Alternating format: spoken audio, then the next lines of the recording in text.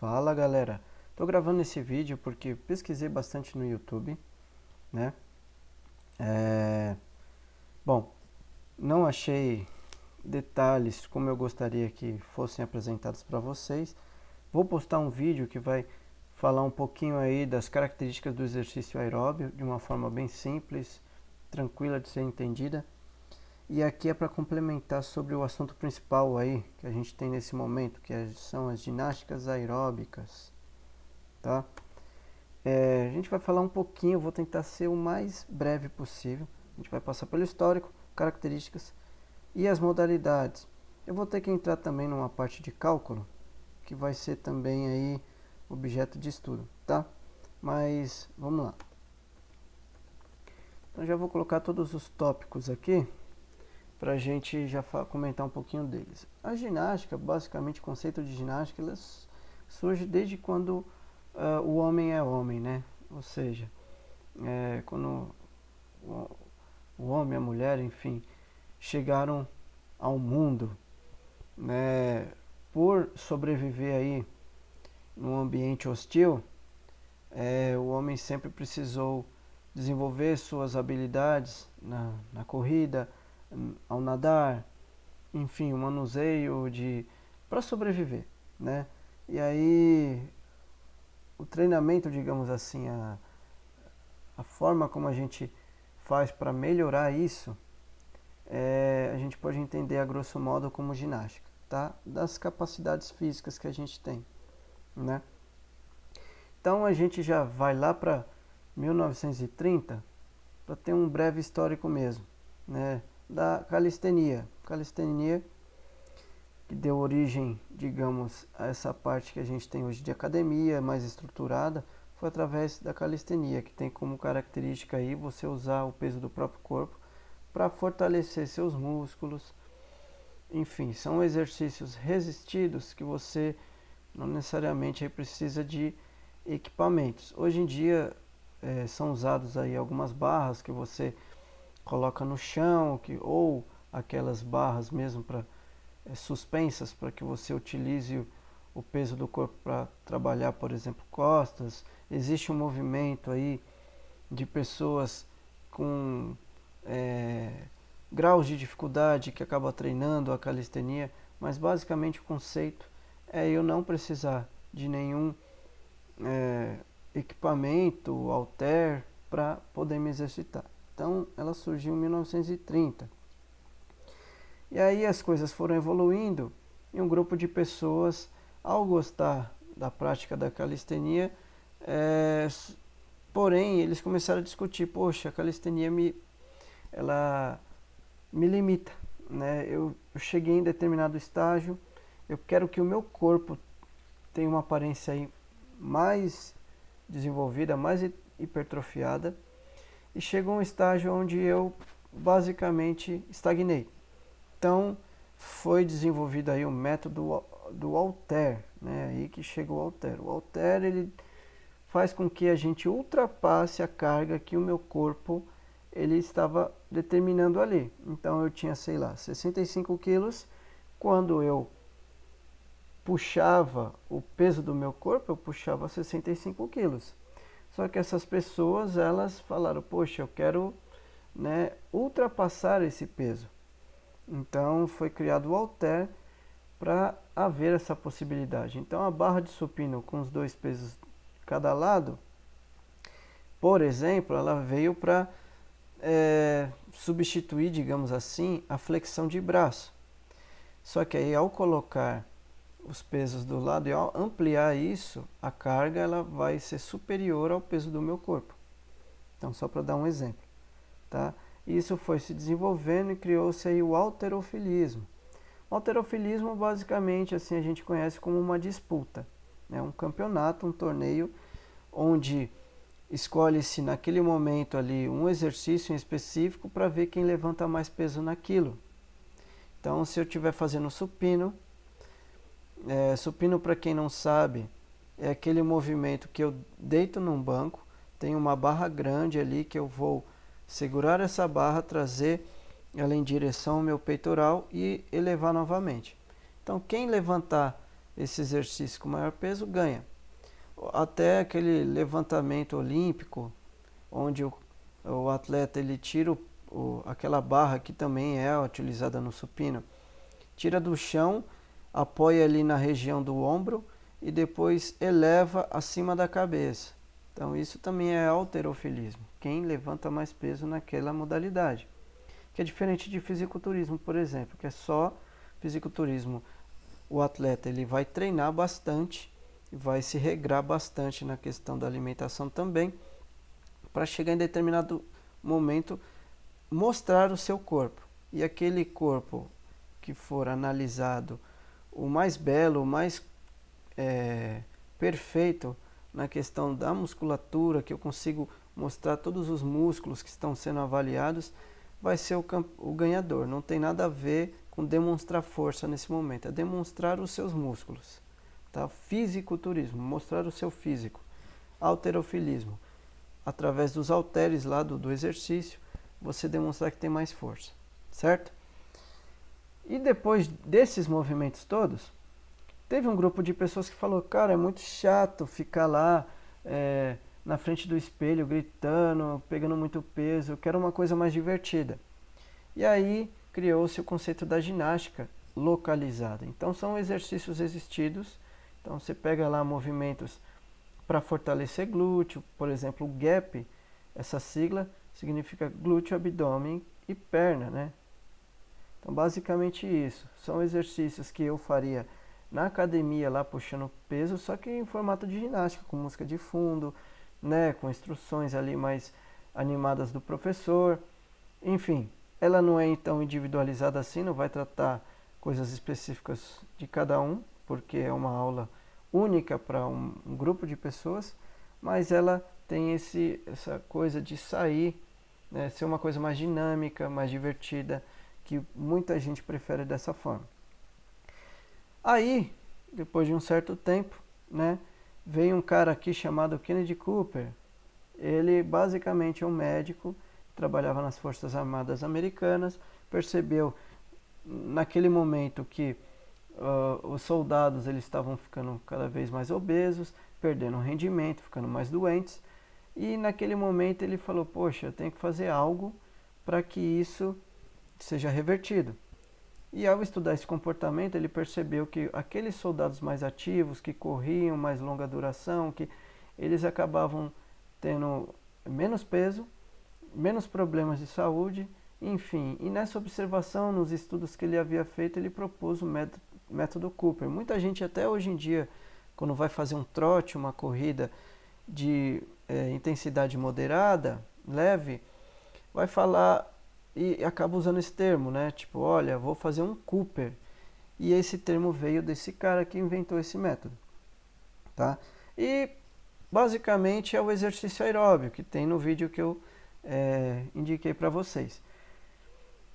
Só que aí um outro grupo de pessoas, aí chegando no conteúdo que a gente vai ver mesmo, um grupo de pessoas, ele falou, poxa, é muito chato ficar correndo lá 30 minutos, só fazendo isso e tal.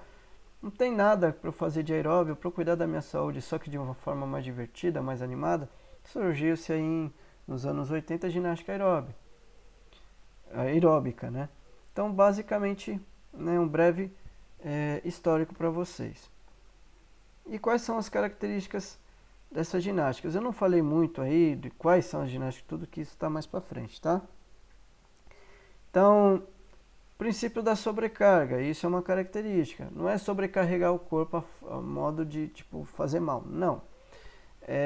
Se hoje, por exemplo, eu corro 5 minutos e não aguento mais, isso é treinável. A capacidade física de resistência, como a gente viu nas aulas anteriores, todas as capacidades físicas são treináveis. Então hoje você começa com condicionamento físico e não consegue ultrapassar 5 minutos, você vai treinar, pode chegar a 30, 1 hora fazendo essa atividade, tá?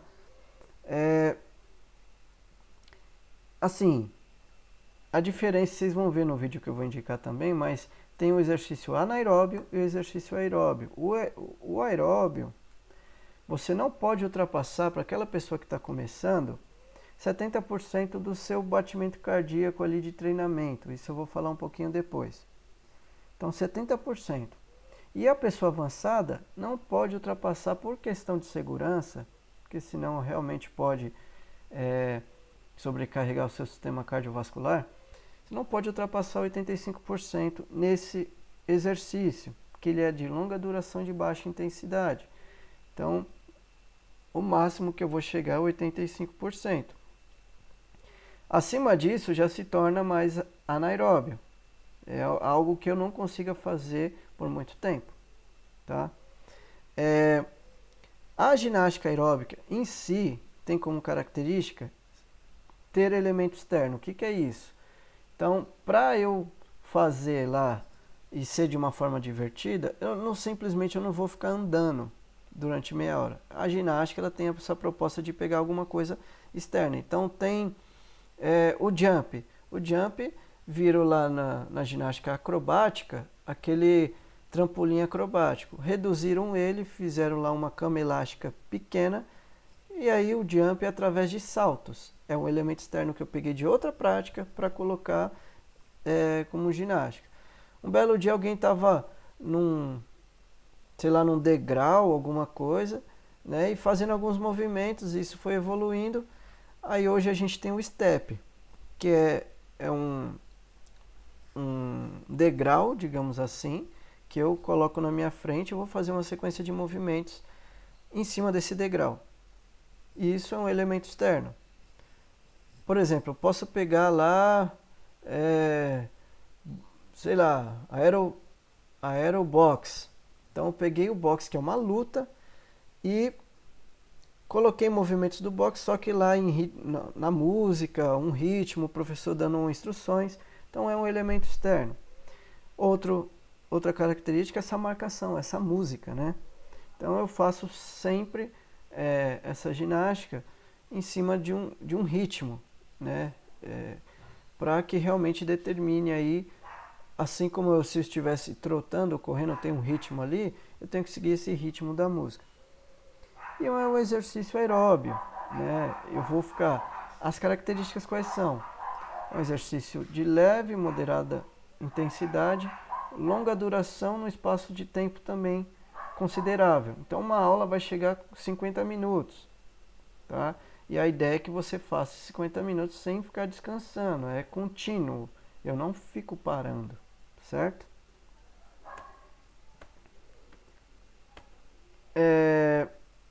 Zona alvo de treinamento. Eu não vou falar muita coisa para vocês, vamos nos atentar a essa parte aqui, essa figura ao lado, né? Minha frequência cardíaca máxima, entre 50% e 60% dela, tem essa característica aqui, ó, de regeneração e gasto calórico, basicamente. Entre 60% e 70%, aí eu já começo a, digamos assim, treinar, porque aí eu tenho um pensamento objetivo de usar gasto calórico, né, para controlar meu peso, naquela balança energética que a gente falou entre consumo e gasto, né, se a gente for pensar em treinamento, 60% e 70%. O aeróbico, para uma pessoa treinada de performance, ela tem que estar ali entre 70% e 80% do seu máximo. E isso ainda não ser uma coisa tão, que como é treinável, não vai ser tão intensa assim para ela. Ela vai conseguir realizar essa atividade por 30, 40 minutos, né?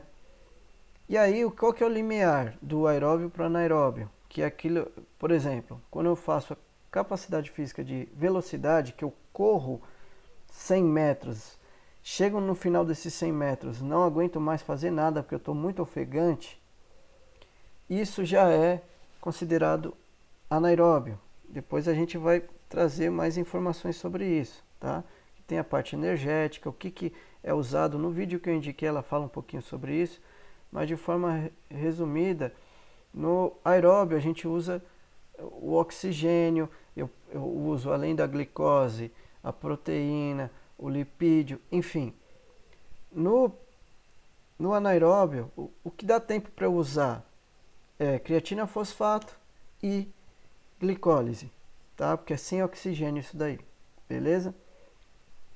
E o esforço máximo do máximo do máximo seria a partir de 90%, né? Existem alguns testes de força máxima, assim, que aquilo que você, até um limiar aí, dependendo de quem está aplicando, precisa ser observado algumas coisas. Bom, essa parte do cálculo, nessas 2 semanas eu não vou me atentar muito, tá?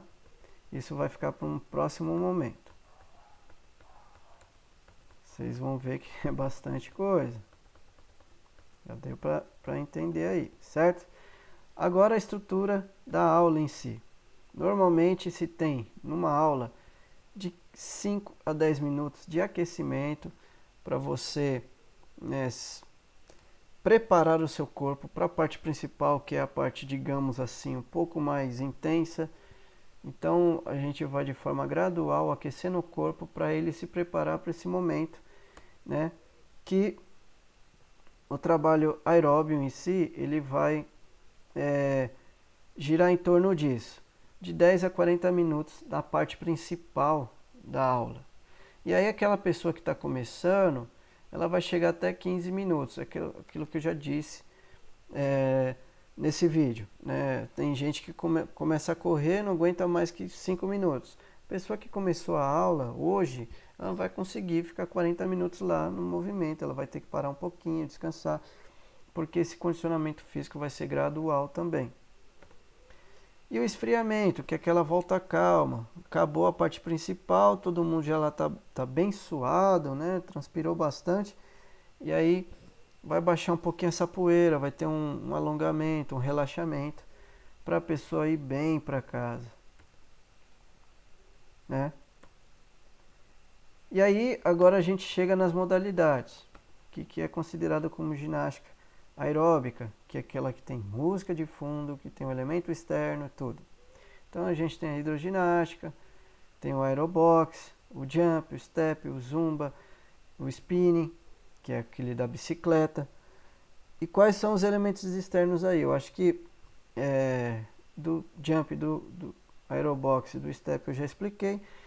A hidroginástica pegou o ambiente aquático, a piscina em si, e colocou nesse contexto da ginástica em si, com a música e tal.